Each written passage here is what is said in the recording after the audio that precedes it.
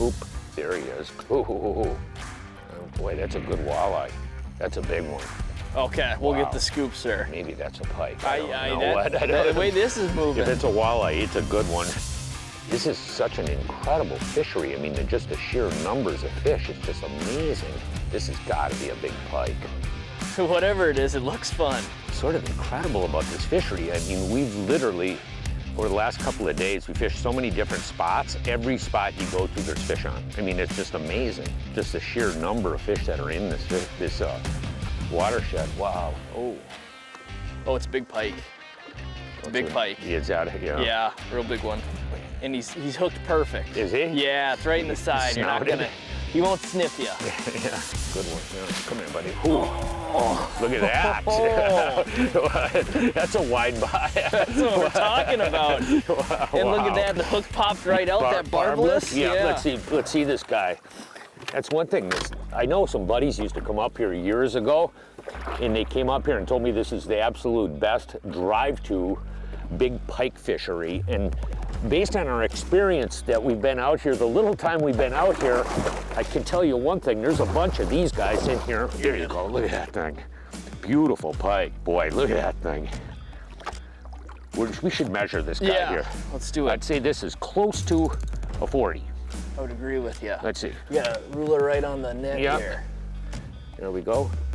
You're 41 inches. There you go. Lake St. Joe, boy, there's so many of these fish in here. It's just incredible. We'll get her back in the water. She fought really good. Yeah, give me a little take a still here. Wow. You can see the length of it. Really beautiful animal, though. Come on. There she goes. Wow. This is our actually second day out on Lake St. Joe. Yesterday we went out with Matt, one of the lead guides for the lake. We had a fabulous day in the water, as I was saying, on how many fish we caught, because it was amazing, because every spot you pull up on, you catch fish. It's the weirdest thing in the world is the depth of the population of fish in this lake. To me, it's a very, very fertile body of water with all these big rivers coming in here. Oh yeah, nice one. Yep. Real nice fish.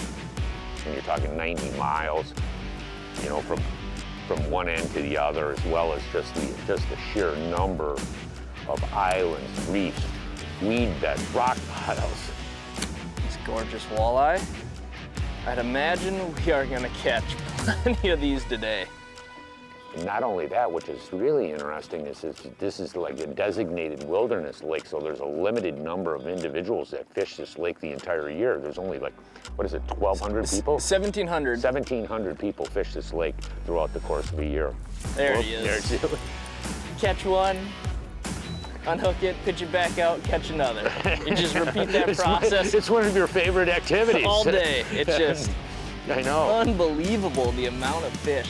And a lot has to do with how shallow this lake is. There's just so many expansive, shallow feeding flats, and it's just super fertile. I mean, it can hold and has so many fish, it's unbelievable. I mean, 150 fish days. And actually yesterday, well, James was with Matt. I followed these guys out. Oh, well, there he goes. I followed these guys out in the bass boat, and I was doing two things. I was getting a safe travel routes, but the second thing I was doing a little poking around, and every single spot I looked at, I caught walleyes, and actually caught over 100. I mean, it is unbelievable how many fish are in this lake. You know, right now we're on Lake St. Joseph up in northern Ontario, and we do have a map, but like a lot of northern Ontario lakes, it's not super accurate, and there's really been two things we've been doing to help combat that, so I'm gonna show you right here. So the two things we've been doing is saving our track every day, and the second has been high-speed scanning. And this really applies for any lake in northern Canada that's not super accurately mapped. And when we've been saving our track, what we've been doing is the first day, I was in the bass boat following Matt and Jimmy around. And every spot we went to, I'd drop waypoints, and at the end of the day, I went into our Helix and I saved that chart because I knew we had a safe travel route to get back and forth to these spots. And the other thing I've been doing is when we've been going across these spots, we're typically going at speeds between 15 and maybe 25 miles an hour. And what you can do is you can high-speed scan as you're going by. And what we're looking for is bottom composition changes, rock piles, and humps that are just kind of out in the middle. And how you see that is with the 2D. And if you can look here, you see we've got this soft green bottom. And then all of a sudden it starts getting hard red and shooting up. And that's a hard to soft bottom transition out here. So it's a good way to find spots in between these areas. And it really helps up here in northern Canada where, again, you don't have super accurate maps. Ooh, ooh.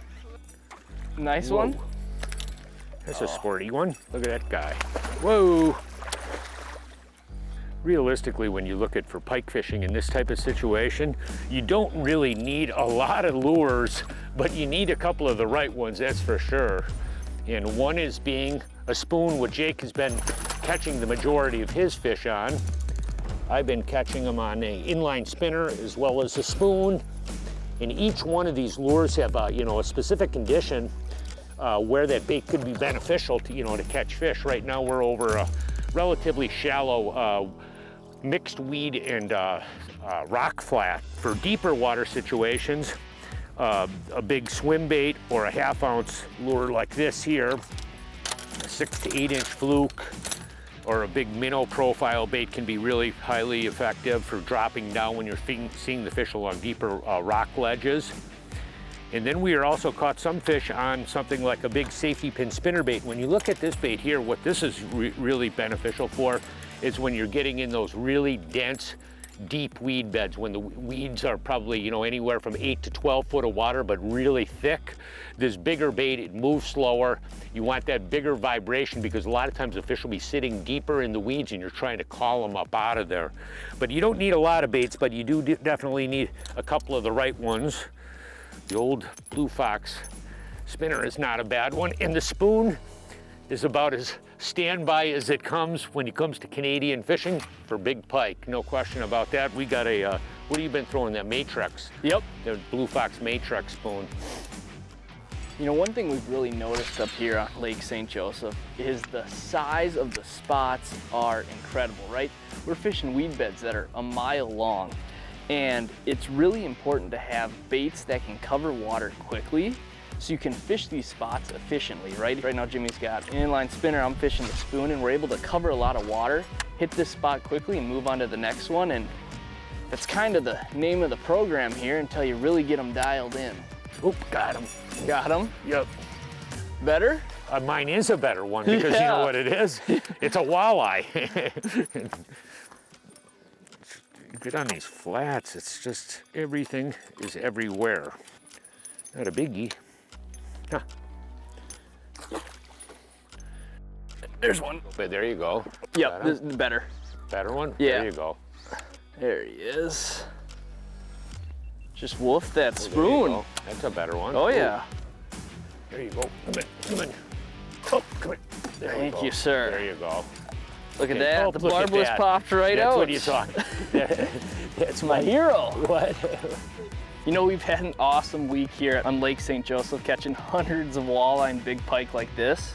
And I can say this for sure, James and I will definitely be back. We're in one of my favorite places. We're in Sunset Country in Ontario. Quality of the fishing is just stunning. For everything. Whoa, Sunset Country muskies. Beautiful pike. Big bass. What a walleye. Stars are on, yay! Yes! It's close. Super easy to get to. You can fly, you can drive. It's affordable. That was awesome. Who doesn't want to come to a place and see some absolutely gorgeous country, wildlife? It's awesome, man. I just love fishing in Sunset Country.